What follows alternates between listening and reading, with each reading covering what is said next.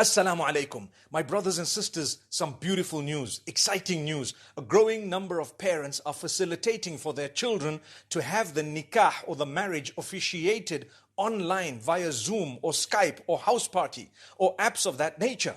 Subhanallah, I'm congratulating them. You guys have done the right thing.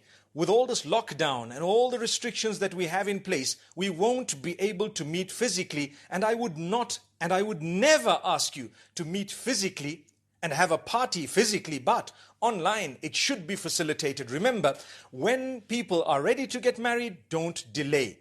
Don't delay it. If it means we have to do it online, we will do it online, but we will not facilitate haram, and we will not delay the halal. We will not delay that which our children need to get done simply because we're on lockdown. We will do it, but the proper way. Neither would we be breaking the law of Allah subhanahu wa ta'ala, nor would we be breaking the law that has been placed upon us in terms of restriction and even lockdown. So my brothers and sisters, I have participated in some of these, and alhamdulillah, I'm very proud of those parents who have made this bold decision. In fact, it won't even cost you so much, subhanallah. And one day in the future, if you'd like, perhaps you may be able to hold a physical party when all this has died down. But guess what? Recently, I was told of a marriage that I expected to be of this nature, and I congratulated them later to find out that they actually had a physical party.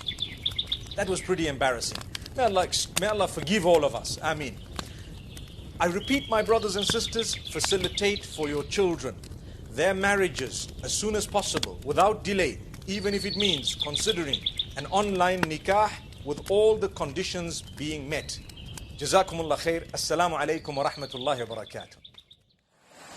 La ilaha illallah.